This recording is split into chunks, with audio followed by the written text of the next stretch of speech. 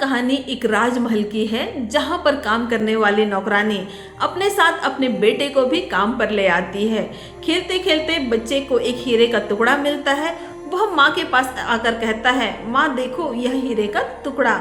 माँ कहती है, बेटा यह कोई हीरा नहीं, महज एक कांच का टुकड़ा है, और उसे सड़क पर फेंक देती है। माँ को डर होता है कि बच्चा कहीं राजमहल में किसी से कह ना दे और उसे यह हीरा वापस ना करना पड़े। थोड़ी देर बाद माँ जाकर हीरे को उठा ले आती है। शाम को जैसे ही वह घर पहुँचती है, बाजार जाकर सुनार के पास उस हीरे को बेचने का प्रयास करती है। हीरे को देखते ही सुनार के मन में लालच आ जाता है। वह कहता है, बहन जी यह कोई हीरा नहीं, महज कांच का टुकड़ा है, और वह भी उस हीरे को सड़क पर फेंक देता है।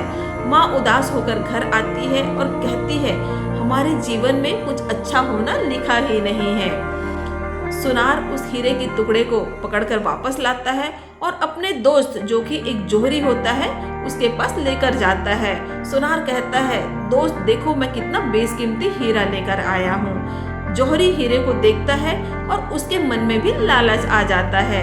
जोहरी कहता है कि अरे यह एक कांच का टुकड़ा है, और वह भी उसे सड़क पर फेंक देता है।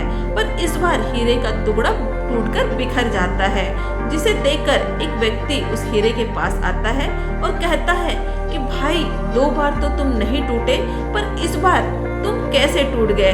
हीरा कहता है कि जिन 2 लोगों ने मुझे बाहर फेंका था सड़क पर, वो तो मेरी वैल्यू नहीं समझते थे, वो अनजान थे इस बात से कि मैं बेशकीमती हीरा हूँ। पर ये तो जौहरी है, ये मेरा अपना है, इसे तो पता है कि मेरी वैल्यू क्या है, फिर भी इसने मुझे फेंक दिया।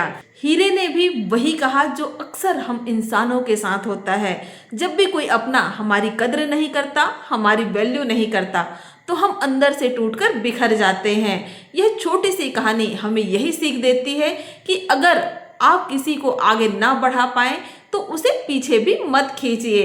हमेशा अपनों की कद्र कीजिए और उनका हौसला बढ़ाते चलिए।